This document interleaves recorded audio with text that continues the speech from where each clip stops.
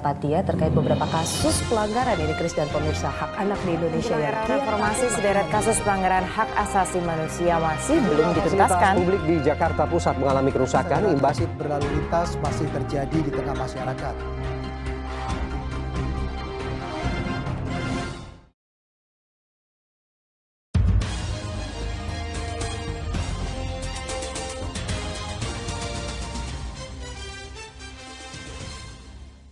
Penyebab terjadinya pelanggaran hak dan pengingkaran kewajiban warga negara.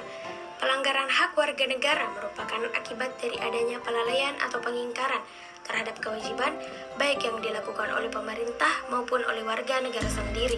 Pelanggaran hak warga negara terjadi ketika warga negara tidak dapat menikmati atau memperoleh haknya sebagaimana yang ditetapkan oleh undang-undang. Pelanggaran hak dan pengingkaran kewajiban warga negara diantaranya disebabkan oleh faktor-faktor berikut. Faktor yang pertama, sikap egois atau terlalu mementingkan diri sendiri.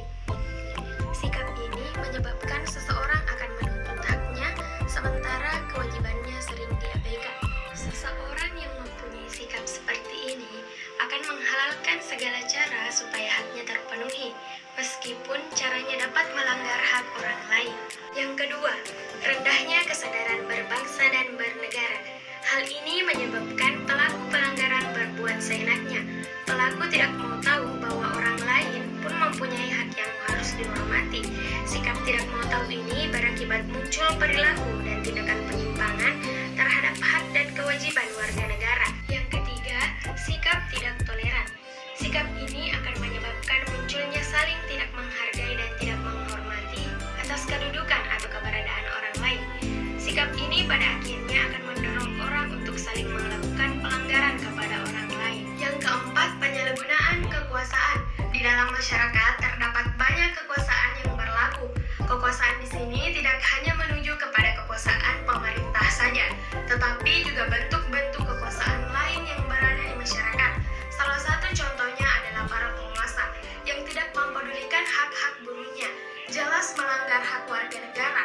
Oleh karena itu, setiap penyalahgunaan kekuasaan mendorong timbulnya pelanggaran hak dan kewajiban warga negara. Yang kelima, ketidaktegasan aparat penegakan hukum.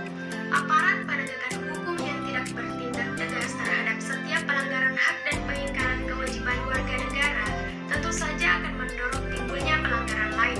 Penyelesaian kasus pelanggaran yang tidak tuntas akan menjadi pemicu bagi munculnya kasus pelanggaran baru. Faktor berikutnya yaitu penyalahgunaan teknologi.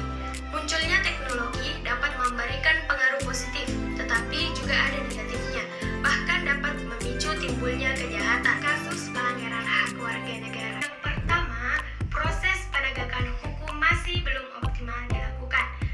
Yang kedua, tingkat kemiskinan dan angka pengangguran di negara kita masih cukup tinggi.